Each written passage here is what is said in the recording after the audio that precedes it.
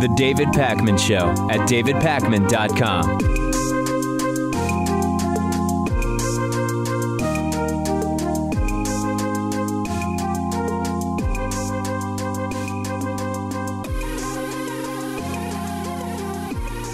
In the growing series of just downright bizarre interviews that Donald Trump has given lately, he recently wondered why the country had a civil war, and also suggested that President Andrew Jackson could have prevented the Civil War had he been president later than he was. That also makes no sense. It's becoming stranger than fiction. This is from an interview with the Washington Examiner's Selena Zito. Take a listen to this. I mean, had Andrew Jackson been a little bit later, you wouldn't have had the Civil War. He was a very tough person, but he had a big heart, and he was really angry that he saw what was happening with regard to the Civil War. He said, there's no reason for this. People don't realize, you know, the Civil War, you think about it, why? People don't ask that question. But why was there the Civil War? Why could that one not have been worked out? People wonder why there was a civil war. What people? What people? This is like, hey, tides go in, tides go out. You can't explain that. The Civil War, why? Nobody knows, Pat. Everybody just wonders. Bread goes into the toaster, toast comes out. Where'd the bread go? People wonder. You can't explain it. It's like he's being philosopher Trump here and asking the questions that no one else is willing to ask. Yeah. I mean, you can read a book on this topic. You can Sure. learn all about the Missouri Compromise and slavery's effects on the economy and the different abolitionist movements, but I don't think he has that much curiosity. By the way, did Andrew Jackson see what was happening with the Civil War and get angry? He died in 1845, and the war began 16 years later in 1861. What exactly did Andrew Jackson see about the Civil War? I think Trump just has a very romanticized view of Andrew Jackson because a lot of people in his inner circle have compared him to Jackson. Yeah. Particularly when it comes to the election of 1828 and the sort of bombast and independence that Jackson had. Right. But Jackson was also a very controversial figure, particularly when it comes to the Indian Removal Act that are known as the Trail of Tears. So maybe not the best person to draw comparisons to. Well, finally, someone's going to look into the causes of the American Civil War. I've been waiting for a long time for somebody to try to look into that. And who isn't asking the question? I mean, historians for centuries have been asking the question. Every single U.S. history class, I know that education is problematic in a lot of states, but most U.S. history classes are asking that question. I remember having to write in remember those blue-lined journals that you had to write in? I remember writing test answers about the causes of the Civil War. And by the way, Trump is also wrong. Andrew Jackson probably would have gone into the Civil War more than likely. It's kind of surreal when the president of the United States is generally less informed than your average third or fourth grade student. And for me, this continues to point in the direction of the early signs of dementia with Donald Trump, which we've been talking about for a while. Trump is clueless, but the real damage here, and I think you know where I'm going to go with this, Pat, the legitimization of anti-intellectualism. You don't need to read. You don't need to know anything about history. You can be just an uninformed vassal going through the world, and it's great. And anybody who wants to change that is some liberal college indoctrinator or something like that. That's the undertone of this that, to me, is the scariest. I think it would be very good for Donald Trump if he'd read just a few presidential biographies or at least listened to them on tape. I also wouldn't liken myself to Andrew Jackson. That's you sort of alluded to that. Jackson ignored a Supreme Court order and drove Native Americans to reservations, which resulted in countless deaths. This has sort of become, for me, the parody that is no longer at all funny. And I was listening to this clip yesterday in preparation for the show, and I thought the headlines can't possibly be right. This must be an impersonator of Donald Trump. This couldn't really be actually Donald Trump. And it is. I mean, this is 2017. I like how the person interviewing him was trying to help him along and just kind of let him end the analogy. But yes, indeed. He kept going. Yeah, the guy can't even help himself. Other people can't help him. He certainly can't help himself. And listen, if you've also been waiting around hoping somebody would figure out why we even had a civil war and what the causes were, Maybe Donald Trump mentioning it will help us figure it out. Donald Trump's chief of staff, Reince Priebus, or as I call him, Reince Priebus, has admitted that Donald Trump, I hope you're sitting down for this, that Donald Trump is considering clamping down on the First Amendment, which you might be aware of, provides for freedom of speech unimpeded by the government. Yesterday morning, there was an exchange between ABC's Jonathan Karl and White House Chief of Staff Reince Priebus. And Priebus said, in no uncertain terms, that yes, the White House is toying with the idea of changing or even abolishing the First Amendment through what they all agree would be necessary, which would be a constitutional amendment. And why? What has caused this? Negative or critical press coverage of Donald Trump is making them explore a constitutional amendment to limit press speech. When I saw the headline, Pat, I thought it's exaggerated, right? It's probably just limited to libel laws or something like that, right? Wrong. They are thinking about a constitutional amendment to control speech. There was what he said about opening up the libel laws, tweeting, the failing New York Times has disgraced the media world, gotten me wrong for 2 solid years, change the libel laws. That would require, as I understand it, a constitutional amendment. Is he really going to pursue that? Is that something he wants to pursue? I think it's something that we've looked at, and how that gets executed or whether that goes anywhere is a different story. But when you have articles out there that have no basis or fact, and we're sitting here on 24/7 cable companies writing stories about constant contacts with Russia and all these other matters. So you think the president should be able to sue the New York Times for stories he doesn't like? I think that newspapers and news agencies need to be more responsible with how they report the news. I am so tired. I don't think anybody would disagree with that. It's about whether or not the president should have a right to sue them. And I already answered the question.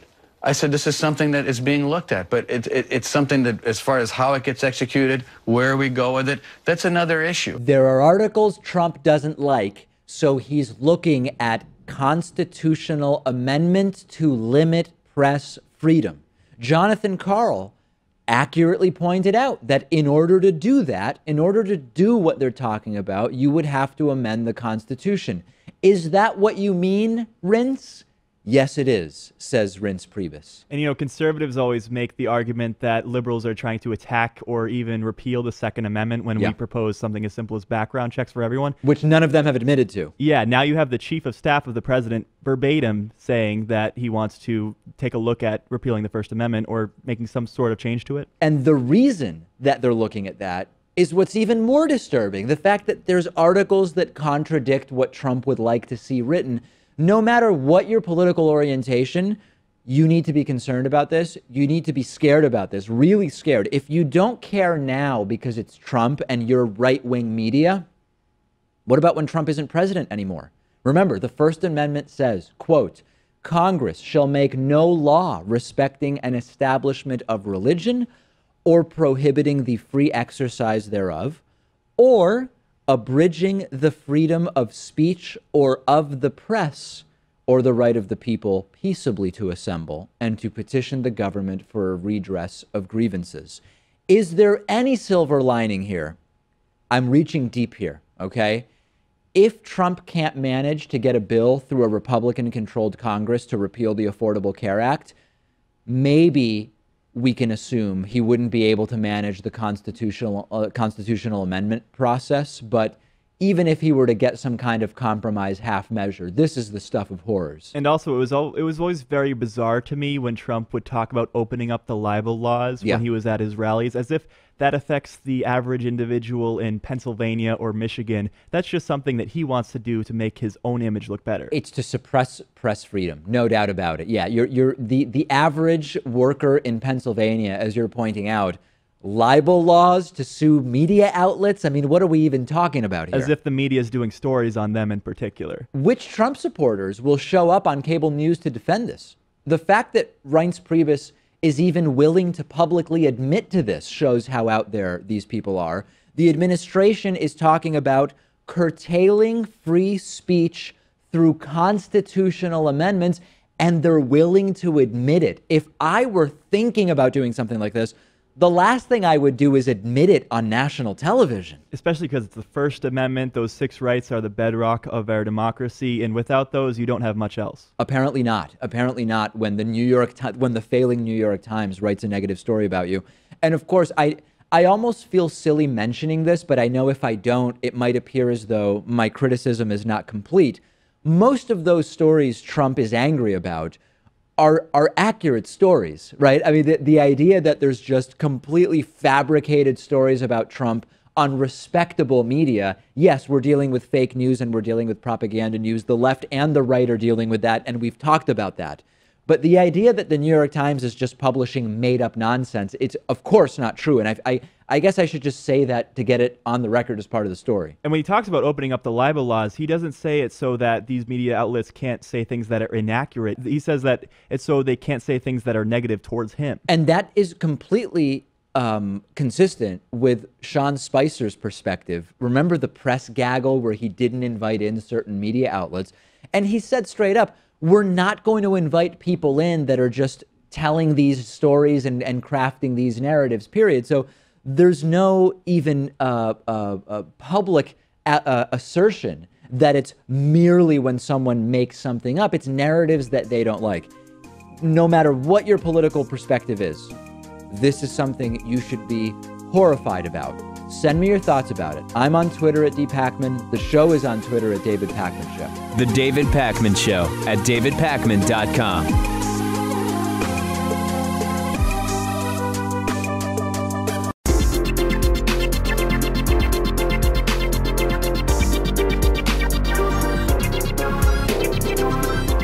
The David Pakman Show at davidpakman.com.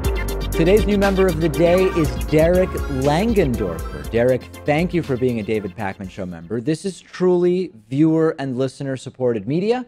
We have the membership program at davidpakman.com/membership, which gives you instant access to the members only bonus show and so many other great member benefits. You can sign up at davidpakman.com/membership. Coupon code available, I voted 17. You can also make a pledge at patreon.com/David Pakman Show, whether it's $1 or $2 a month, or even $100 a month, as someone pledged yesterday.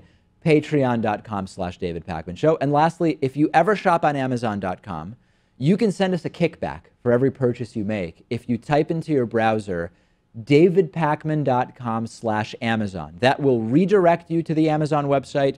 There will be no other forms to fill out. You just do your normal shopping process, and we get a little kickback. So for everybody that does that regularly, thanks very much. We were, of course, broadcasting live from Las Vegas. Well, live is not really the right word, but I was broadcasting from Las Vegas last week at the Mass Torts Made Perfect conference. And people who follow me on Instagram at david.pakman saw a lot of what was happening behind the scenes there, not the least of which was the reality that in the Wynn Hotel, in the room that I was assigned, I had a front and center view the entire week of Trump Tower in Las Vegas, as you can see here. And like most of what is associated with Trump, it is ostentatious and gaudy. The reflective windows are gold colored, as you can see here, Pat. It really protrudes in a way that is sort of off-putting. If you look around, there's no other tall buildings in the immediate vicinity of Trump Tower, but there it is, just protruding out of the ground in a very off-putting way. And that's what I had to look at every morning when I woke up and every evening when I went to bed. Yeah, the building is literally gilded, which means it looks nice on the outside, but I'm sure on the inside it's not as nice. I was actually recently in Lower Manhattan, and I did my best to avoid any Trump buildings during my visit there, but this is one that you can't avoid. That's the only thing in the skyline there. Unless I wanted to keep my blinds shut the entire time. And I don't like to do that because, you know, you get the mountains in the background and the entire thing. I had to look at Trump Tower every single day. Also, as usual, I was criticized because I posted a picture of me at, I guess it's the kids these days, I guess, call it a nightclub. In my day, we just called it a club. Okay. Or maybe it's the opposite. I have no idea. Called XS at the Wynn Hotel. And the chain smokers were, I would say, playing that night, but they don't really play instruments, I don't think. So No, I is it guess like more EDM music? yeah, I guess they were software? DJing, and it's so funny. I said, "Hey, I'm here for the Chainsmokers show," and immediately people start slamming me, saying, "David, the Chainsmokers are lame," and blah blah blah. You'll be pleased to know I didn't even make it to the Chainsmokers show because we showed up at this place about 10 p.m.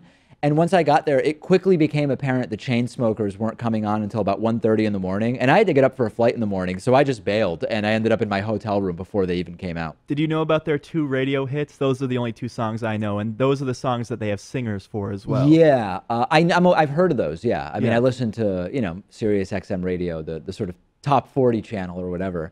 Pathetic, but I actually ended up leaving before they came on. But by the way, these clubs, the obscenity of what these places cost, because we were part of the conference, we had like a comped table at this club, but we were asking around. Apparently, if you want a table reservation at this nightclub on a Friday night when we were there, it's a $3,000 minimum. $3,000 minimum just to get a table, and that includes, a $40 bottle of vodka, which of course they mark $40. up there to like $1,500 or whatever. It's absolutely insane. And we were just chatting like, who are all these people here? Like, we're here for free. Who's here? And people we were with were saying, there's bachelor parties. They'll save up for the year to show up here and get a table. And you might end up at a pretty bad table, actually. Not all the tables even have a good view. Or maybe you win a ton of money at the casino and you want to blow it while you're there because, Yeah. of course, what happens in Las Vegas stays in Las Vegas. Yes, it does. And I guess I'm breaking that rule because I'm telling you what happened. But in any case, you can follow me on Instagram, david.pacman, a lot going on there.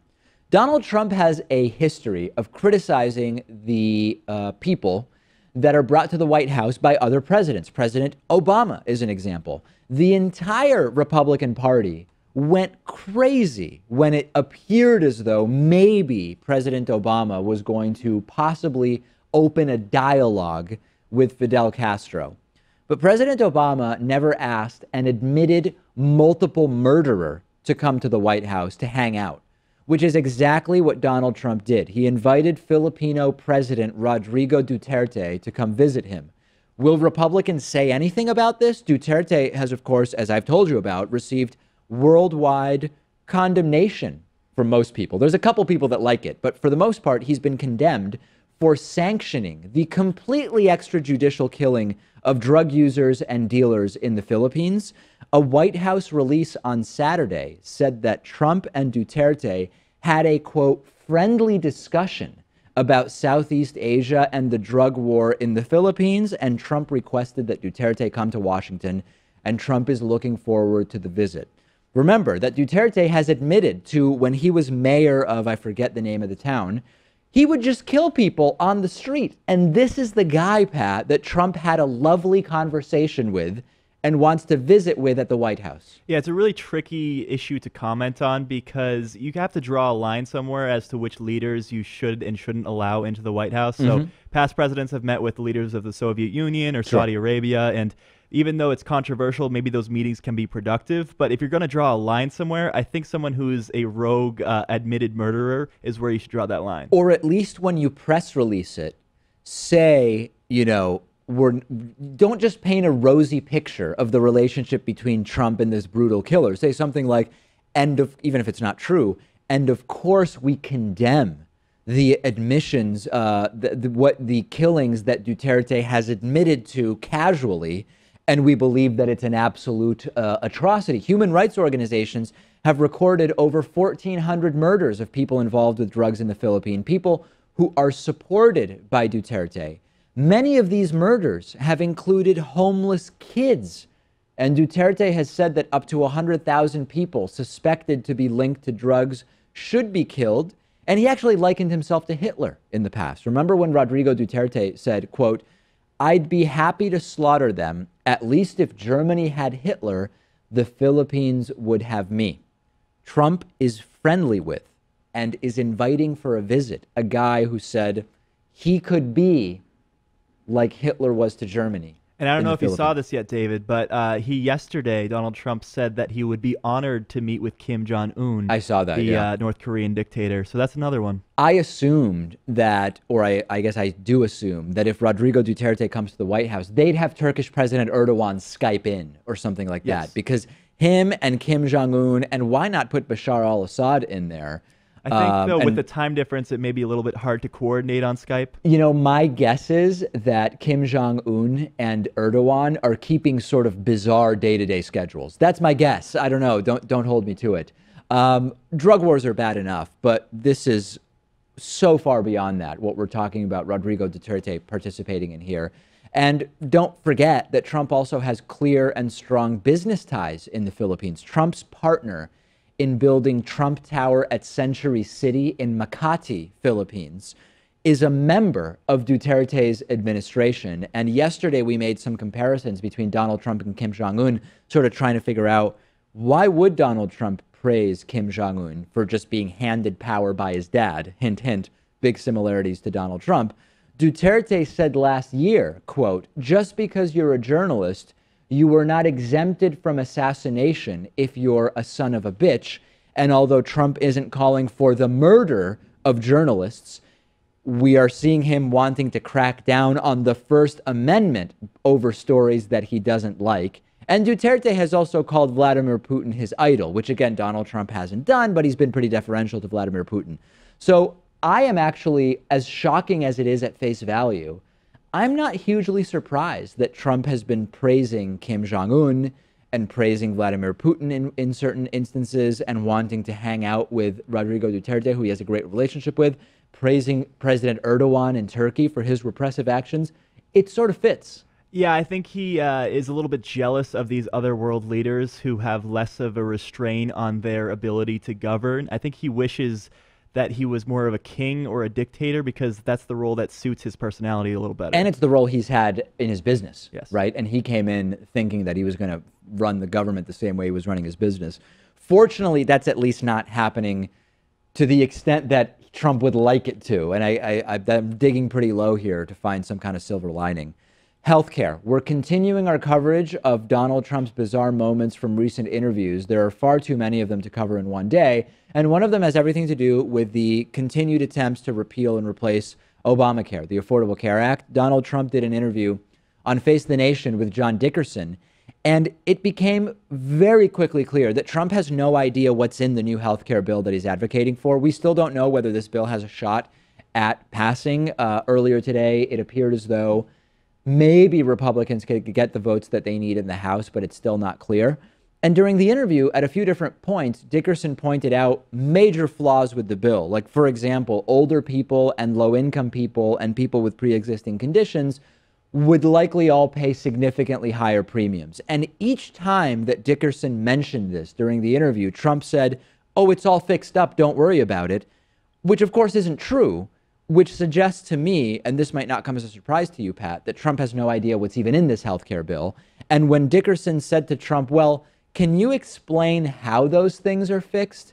Trump had nothing to say. Take a look at this. So, but in the bill as it was analyzed, there were two problems. One, and you talked about this with Congressman Robert Adderholt, who brought you the example of the 64-year-old, who under Obamacare, the premiums would go for 17. But that was a long time ago, Jen. You're talking about a long time. Totally fixed. How? It's all fixed. Wait, how? You want me to explain how? That's a different story, John, but it's all fixed. Dickerson later in the interview also had to inform Trump about whether or not the current iteration of the bill allows the purchasing of insurance across state lines, or Trump likes to call them borders. We call them state lines. Here's a piece of that. We have now pre-existing conditions in the bill. We've set up a pool for the pre-existing conditions so that the premiums can be allowed to fall. We're taking across all of the borders or the lines so that insurance companies can compete nationwide. But that's not in this bill. The borders is not in this bill. It's in the third bill, right? Because it's in the second phase. Trump has no clue what's going on. It's in the second phase of the second bill versus the first phase of the third bill. And by the way, John, it's all fixed. I'm sure you're not going to be surprised by this, but I'm legitimately confused because I thought the first bill allowed the pre-existing condition provision to stay and that they would get rid of it in this new unofficial plan. And that also they wouldn't be even allowed to pass the new state line provision because that would be subject to a filibuster by the Democrats. Not only that, I actually thought that a lot of the provisions that were not in the first bill, that were put in the second bill, are put in there on paper, but you're also adding that states can request waivers out of those provisions. So it's almost like not having them at all. What I think we need to wait for is the third iteration of phase 2 of bill number 4. That's when I think we're really going to get down to the nitty gritty. And of course, Donald Trump knows all of this because he's a very detailed oriented person. Yeah, as we heard about yesterday, Trump's all about the details. Later in the interview, Trump went on to talk about just how tremendously great the bill is for people with pre-existing conditions, even though, again, most of the provisions to protect people with pre-existing conditions have been removed. And Trump went as far as to say that people with pre-existing conditions are going to be covered, quote, beautifully, which really raises my suspicions about whether Trump has any idea what's in this bill. Andy Slavitt, the Medicare and Medicaid administrator during the last part of the Obama administration, he went on Twitter and said, quote, would the White House staff please mind showing him the actual American Health Care Act plan? It raises premiums, deductibles, and removes pre-existing conditions protections. Jake Sherman from Politico went on Twitter, and he tweeted, striking in Dickerson's Trump interview, the president really cannot describe the difference between the versions of the health care bill. There's two reasons why Trump is having so much trouble explaining what's in this bill. The first one is obvious, that he's clueless and he doesn't really know what's in the bill as a general matter. But number two, this is yet again another one of these haphazardly thrown together bills after the first, as I drop my Sharpie, after the first healthcare bill failed. Trump has barely had any time to familiarize himself with it. He's barely familiar with any of the stuff that he's signing or supporting, but there's a number of factors here. I remember when Nancy Pelosi got a lot of flack for saying that we have to pass the Affordable Care Act so we can find out what's in it. Right. There was certainly a gaffe and, not the best use of words there. No. But at least the Affordable Care Act, Obamacare, was about 2,000 pages long, and she wasn't going to sit down and read the entire thing.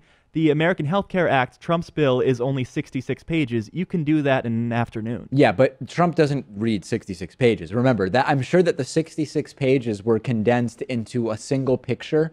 A single page, half of which was a picture, and then 3 bullet points, because that's how Trump likes to get his information. And as with everything else, haphazard, no one knows what's going on, and it's unclear whether this has the votes to pass. And I think, shouldn't we know in the next 24 to 48 hours if the House will have the votes to pass this thing? That's what I'm hearing. If only we had a third person here, because I do not know. Yeah, or if only we had some device where we could look that up. That would be really, really useful.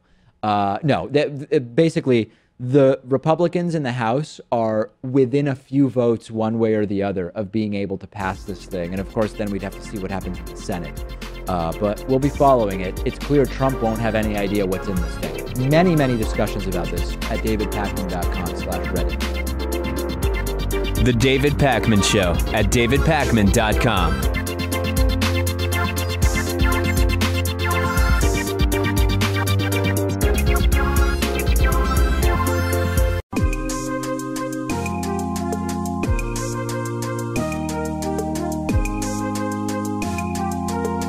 Welcome back to the David Pakman Show. It's great to be joined today by economist Richard Wolff, Professor Emeritus of Economics at the University of Massachusetts, currently a visiting professor at the New School University in New York City.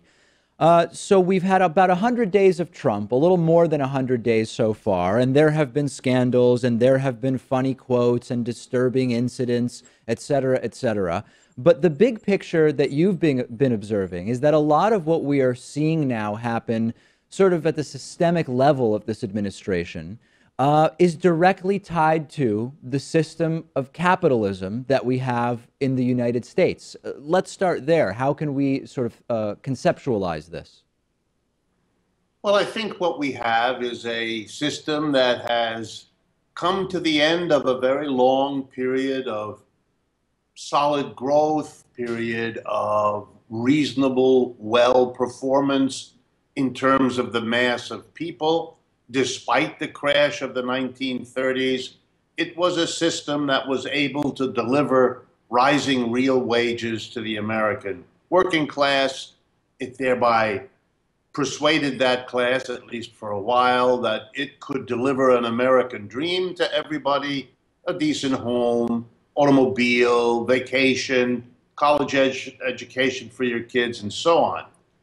That is over, and that stopped around the 1970s when American businesses, having recovered from the loss of face and power of the Great Depression, kind of took it on themselves, exemplified by Reagan, to push back, to be able to reestablish the kind of dominance they had before the Great Depression. And partly they did that because they always wanted to. They didn't like the Great Depression taxing them and creating all these programs for the mass of people. But also they had to compete more and more with Europeans, with Chinese, with Indians. And they didn't want to spend money on social programs. They wanted to make profits for their businesses. You put all that together, and since the 1970s, basically two things have happened. One, we have replaced workers with machines, computers, now robots, with a kind of frenzy that says, look, you got higher wages, but that's over. Because you get high wages, we now have an incentive to replace you with machines. And what we can't do in the way of replacing you with machines, we're going to do by moving our production to where the wages are much cheaper. Hence the enormous exodus of American jobs overseas and the bringing of a growing flood of immigrants, low-wage immigrants, into the United States. When you put all that together, it's over. That is, the American dream delivery to the American working class is done. Corporations don't feel the need to do that anymore, neither political, nor can they afford it in terms of their own profit plans. They can make a fortune of money by producing for the rest of the world, in the rest of the world, and or with machines. And I don't think anybody has come to terms in the United States with what I just said. In other words, let's pick it apart in a couple pieces if we can. I mean, I think that sure. I observed during the general election between Donald Trump and Hillary Clinton that there was a lot of talk about, quote, bringing jobs back. There was talk about trade, which became something that, you know, Donald Trump actually garnered many supporters for, even though there was a very limited understanding on their and his behalf of what those talking points even really meant. And not mentioned in that was the issue of technological unemployment. And historically, new technologies still had a net positive effect on employment because although they were destroying the need for some jobs, they were creating brand new industries. And now it appears that we're in the phase of a net negative impact on employment as a result of automation. Neither Trump nor Clinton mentioned that. And my read of it, and I'm curious what your sense is that it's a lose-lose. In other words, the first candidate to mention that will be called out by the other candidate as basically having admitted defeat in a sense, even though they would just be stating a sort of empirical reality. Is that at least part of why we didn't hear that conversation during any of the debates, during campaign ads at any point? I think that's part of it. I would also argue that while it is easy and convenient and has a long pedigree to bash foreigners for giving jobs at lower wages to our corporations as if the corporations were passive and victims in all of this, that has a long pedigree. Attacking technical progress doesn't, and it's very hard for American politicians or anybody else to figure out how to say that in a way that doesn't make you look like you're anti-progress and also doesn't bring down on you the rage and anger of the entire employer class who wants no interference whatsoever in its freedom to replace people with machines. Even though economically speaking, it's always an open question. It's never a settled matter whether or not when you replace a working person with a machine, this is a social advance or not.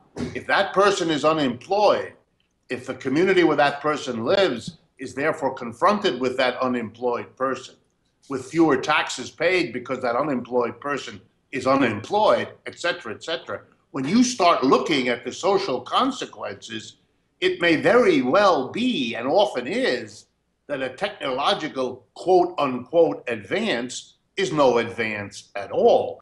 And that has to be faced, but it has become a political taboo that you can't go there. So you can have conversations about jobs leaving, but you can't have a conversation about automation being a negative impact situation in our country.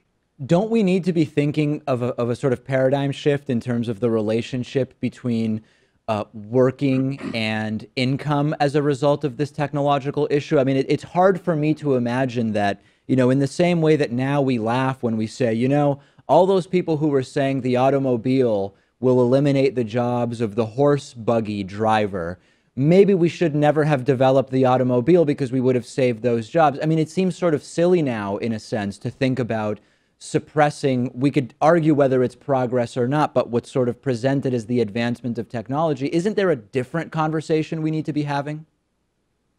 Yes, I think so. I think, in fact, it's always been a kind of a childish debate. Do you allow technical progress or do you prevent it? Those are not the only options. Let's take your example of the horse and the automobile.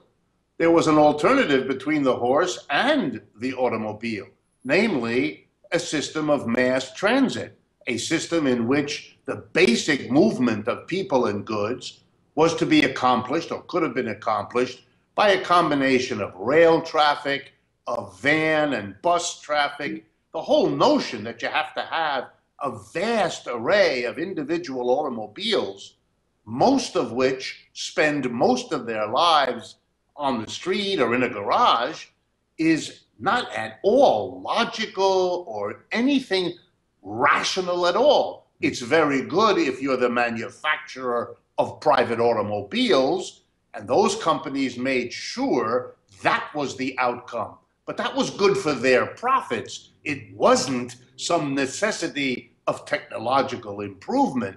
And the real question of a rational society, not driven by capitalist profit, would have been to say, okay, we need to transport people. Now, let's think through what the ways are. Let's plan them. Let's have a mixture of mechanisms that allows for flexibility in the face of new technology. A rational way of dealing with these things was never even on the table because we don't handle our problems that way. We let the private market profit mechanism roll and then spend the following 25 years persuading ourselves that what happened through private profit was the best thing, the only thing, the necessary thing. That's crude rationalization, but it's what passes for politics in our country. Let's pick up the conversation there with economist Richard Wolff, and that's exactly where we will resume on tomorrow's program. The David Pakman Show at davidpakman.com.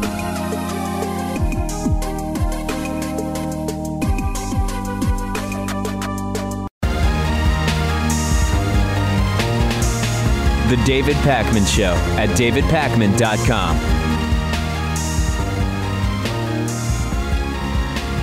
Patreon.com/David Pakman Show. Remember, we are taking pledges there. Roughly 1,500 people have pledged so far. Check it out.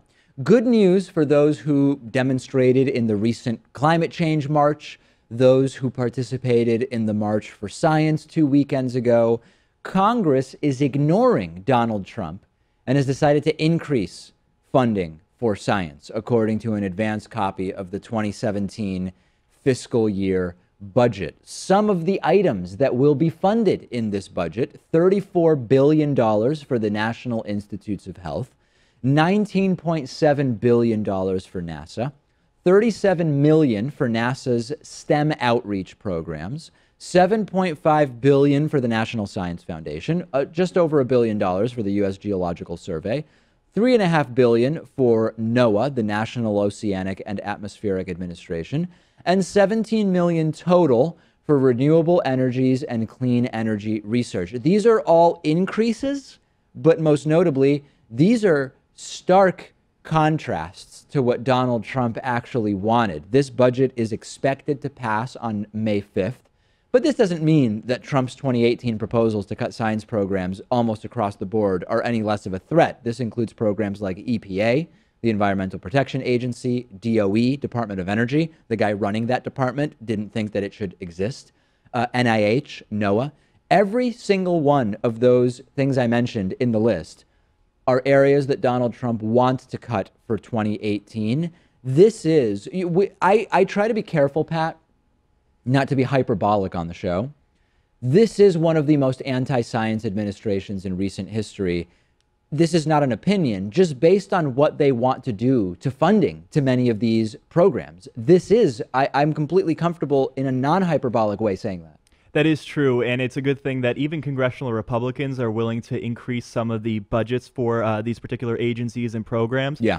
Maybe not so much of a surprise when it comes to NASA, but it certainly is shocking that they're willing to support increases for things like clean air, clean water, renewable energy, because somehow in society today, that's kind of controversial. Yes, and there's this seeming conflict between Trump's budget priorities and Congress as a whole. The budget would still, the 2018 budget, where Trump wants to cut a lot of this stuff, would still require approval by Congress. Maybe this is a sign that Congress would be more reasonable about funding science in the future, but I would wait before I give Republicans too much credit, because the Senate needed a supermajority to pass the budget, and certain amenities such as this needed to be made for Democrats. Republicans have no interest in shutting down the government right now. Seemingly everyone but Trump, who recently floated the idea, is against shutting down the government anytime soon. And this is sort of how it's supposed to work, right? Congress controls the funding, not the president. The president makes recommendations on the budget, but ultimately the president does sign off on Congress's proposed budget. So Democrats had some backbone. They did something good here by saying, you're going to have to give us some of what we want. But more broadly speaking, I'm not now thrilled with what are the overall congressional budget priorities in the United States. Well, are you at least somewhat happy with what the Democrats have been able to do? They're not so much accomplishments as much as they're able to get some concessions and kind of alleviate the damage that Trump and Republicans would otherwise do, because they have 48 Senate seats, for example, because they have had some victories. I think defeating the American Health Care Act was probably top of the list there. But I don't know that that was because of Democrats. I mean, again, since they're in the minority, they needed Republicans to be against the AHA in order to defeat it. I mean, yes, if Democrats had started voting in favor of it, then I think we would have much bigger problems on our hands. But can we thank Democrats for that necessarily? Right, and it does kind of feel like you're just kind of running out the clock, trying to waste some time before 2018 and 2020 comes around. Yeah. Do you think that if the Obamacare repeal, well, first of all, do you believe that the Obamacare repeal will happen before 2018? If it didn't happen in the first go-around, I have a tough time believing that it will, because it's really hard to get the right wing of the Republican Party and the centrists in the Republican Party to come together. The Freedom Caucus has a lot of power there. If it did get repealed, I actually do think, and I know that many times we have particularly right-wing voters voting against their own best interests, but I do think that if people start losing their health care, some will still figure out some way to blame Obama, even though he's not even the president anymore. But I do think that there are going to be people that lose their health care, who will hold Trump and their Republican elected officials accountable for that, and that it'll have repercussions in 2018. Am I naive to think that? No, I don't think you are. And now it's important to point out, too, that Obamacare is, by some polls and some measures, more popular than not, whereas the Republican proposals have their ratings in the toilet, something like 17%. And if you poll people about the provisions, that's where you have significant support. But again, just because something has support from voters doesn't mean it's going to happen. Remember, background checks, complete and total full background checks on gun purchases. 88%, I think there was, after the Sandy Hook shooting, couldn't get it passed. So just because the country supports something doesn't mean it's going to become law. That is true, but I think when there's a topic that is getting a lot of press attention, as healthcare will, that's one of those things where they kind of have to listen to their voters, and they cannot exclusively just adhere to their donors. We'll have news maybe as soon as 24 to 48 hours from now about the House vote on the latest iteration of the replacement to the Affordable Care Act. Donald Trump put out a really bizarre campaign-like commercial and spent millions on airtime for this. This is so weird. Trump had his first 100 days in office, as you probably have heard by now. And he put out a commercial that is the type of thing you would expect during a campaign, basically congratulating himself for everything that he did during the first 100 days. Let's play, to begin with, just the first 6 seconds of this delusional piece of filmmaking. In the first 6 seconds, you already have a lie. Donald Trump, sworn in as president 100 days ago. America has rarely seen such success. So it's true. Yes, he was sworn in 100 days ago. America has rarely seen such success. The only way that that would be true is if you mean such a lack of success. And I don't think that that's what Trump meant here. But at least they told the truth. Trump was sworn in about 100 days ago. Let's now check out the rest of this bizarre ad. A respected Supreme Court justice? Confirmed. Companies investing in American jobs again. America becoming more energy independent. Regulations that kill American jobs eliminated. The biggest tax cut plan in history. You wouldn't know it from watching the news. America is winning, and President Trump is making America great again. I'm Donald Trump, and I approve this message. Okay, so a couple different things. Number one, it sounds like a campaign ad. And technically, it is a campaign ad. Donald Trump filed for re-election on January 20th, Inauguration Day. We've talked about this before. This allows him to keep raising money. This even provides him some protections from criticism from certain types of nonprofits. So yes, Donald Trump is currently campaigning from a legal point of view. This is officially a campaign ad, number one. Okay, let's get that out of the way. Number two, how funny is it, Pat? If you weren't watching, you wouldn't have noticed this. Trump says he's been able to do this. The commercial says Trump has been able to have all these successes despite all the negative press about him, and it shows fake news on the screen.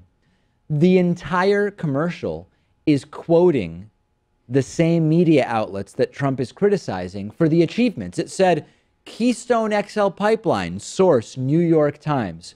Trump is sourcing from the same media outlets that he says are the problem to tout his own successes. I didn't even notice that the first time around. It's hard to fail that much in a 30-second advertisement. Yeah. But also because this is a campaign-style ad, we should put out a counter of this that kind of shows a montage of his different failures in his first 100 days. So, for example, not even allowing the American Health Care Act to go to the floor of the House because they knew it was going to fail. Yep. Or the two executive orders on the Muslim bans that got struck down. What are Trump's other major failures? Certainly the sanctuary city order, which fell apart. We can add that onto the items that you listed.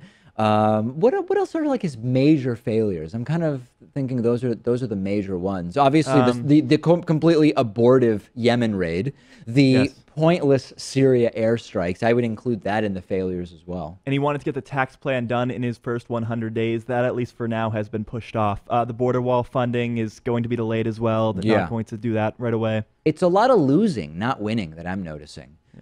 So many, by the way, the video had so many dislikes on YouTube that it was taken down and then re-uploaded to reset the dislike counter. And then again, it's just overwhelmingly disliked video. The real bravery from Trump, though, is uploading that commercial to YouTube and leaving comments on. That actually is the one act of bravery that the Trump administration has participated in. I was going to say, because you can disable the comments and you can also disable the ratings. So Yes, you why can. not just do that instead of re-uploading it and trying to hope for better ratings? If you put out a campaign ad when you're already president and nobody else is yet running against you, things must not be going particularly well for you. We have a voicemail number. That number is 219-2-DAVID-P. Let's take a listen to this voicemail that came in. Hi, this is David from Lake Harmony, Pennsylvania. I was curious if Michael Flynn hasn't been sufficiently vetted before the Trump administration hired him, how many other high-profile or high-position employees or staff in the Trump administration also haven't been vetted? Yeah. I thought it was an interesting question. The odds that only Michael Flynn's vetting was a disaster are very, very low. There is no doubt in my mind. And I mean, even just Jeff Sessions lied multiple times about meetings with Russians. The idea that only Flynn participate or was vetted in a way that was kind of bogus, I don't believe it. I think we'll learn about it. Well, I think an inherent issue to this, too, is that you would have to vet other future officials by officials who are already in the positions that they're in and probably were not vetted themselves. Very good point. Very good point. So, yeah, I completely agree with the caller. On the bonus show today, Merriam-Webster Dictionary has added the word sheeple to the dictionary, and it cites Apple users as an example. Leaked documents reveal that Facebook was conducting research to target emotionally vulnerable and insecure young people. And Congress does the right thing by giving Jeff Sessions $0 to go after medical marijuana around the country. How do you get access to the bonus show? Very easy. You sign up for membership at davidpakman.com/membership. We do have a coupon code available. That coupon code is IVoted17. And of course, you can always make a pledge of a couple of bucks a month, whatever works for you, at patreon.com/davidpakman show. I will speak to you on the bonus show.